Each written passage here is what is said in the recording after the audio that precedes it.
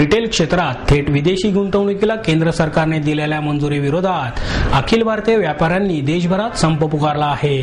Retail क्षेत्र परकीय भांडवलदारांना खुले करून देण्याच्या सरकारच्या निर्णयामुळे लहान आणि मध्यम व्यापाऱ्यांना मोठे आर्थिक नुकसान सोसावे लागणार आहे। या निर्णयाचा निषेध करण्यासाठी देशभरातील सर्व व्यापाऱ्यांनी आपली दुकाने बंद ठेवून त्याचा निषेध केला आहे।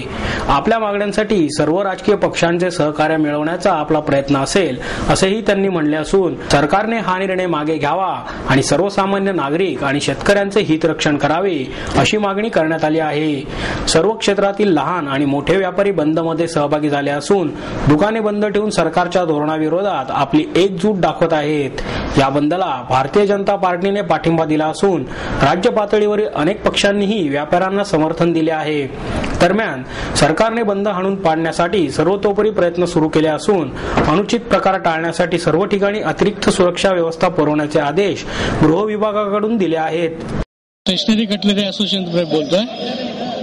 पुण्यातील सर्व व्यापारी, पुण्यातल्या म्हणण्यापेक्षा देशातील सर्व व्यापाऱ्यांना हे जे FDIची नवीन कायदा येत आहे त्याचा सर्वांनाच त्रास होणार आहे। जी गत आता शेतकऱ्यांची होते, ग्रामीण भागात जे आत्महत्या करतायत त्याचं लोन हे शहरामध्ये सर्व व्यापाऱ्यांमध्ये पोहोचेल अशी शक्यता वाटते। त्यासाठी याला आमचा सर्वांचा विरोध आहे। तसंच जकात ही हटवली जावी, पण ती हटवली न जाता आणखी त्याच्यामध्ये नवीन कायद्याची सुधारणा होत आहेत आणि त्या सर्व व्यापाऱ्यांना जाचक तरतुदी आहेत, त्या सर्व जकात रद्दच करावी अशी आमची मागणी आहे। ज्यावेळी वॅटचा कायदा चालू झाला त्यावेळी जयंतराव पाटलांनी आश्वासन दिलं होतं की वॅट चालू झाल्यानंतर कुठलाही कर लागू होणार नाही, परंतु त्यानंतर देखील आज लिमिटेड शहरामध्ये ही जकात आहे, ऑल इंडिया लेवलला नाहीये, तर जकात ही कुठल्याही परिस्थितीत हटवली पाहिजे। आणि आता परवा मुख्यमंत्र्यांनी निवेदन दिले, ते म्हणतात की आम्हाला पर्याय द्या।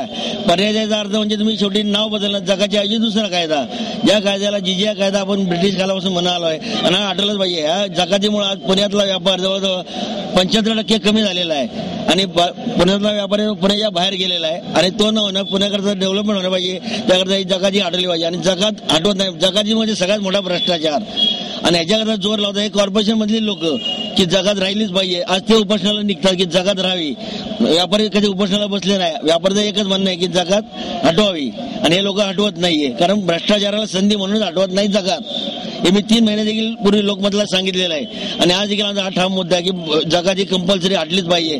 आणि हे जे FDI आहे याला देखील हे जे एंट्री देत आहेत त्यामुळे भविष्यात तुम्ही आपल्या भारताची प्रतिमा खराब करणार आणि या लोकांना आणणार। जसे एकेकाळी ब्रिटिश कार्यकर्ते आपण इतिहासात वाचतोय की व्यापारी म्हणून आले आणि राज्यकर्ते बनले, हे हळूहळू होणार। हे लोक 5 वर्ष तुम्हाला फक्त लालूच दाखवणार। आज देखील पंतप्रधान म्हणतात की रास्त आणि स्वस्त भावात माल मिळेल, हे मिळेल ते मिळेल, पण हे लालूच होणार।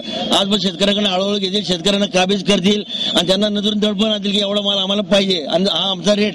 उद्या भविष्यात शेतकरी फक्त 5 वर्ष सुखी राहील, 5 वर्षानंतर तोही बर्बाद होऊन जाईल। शेतकरी, व्यापारी, उद्योजक वगैरे सर्वजण यातनं बर्बाद होतील।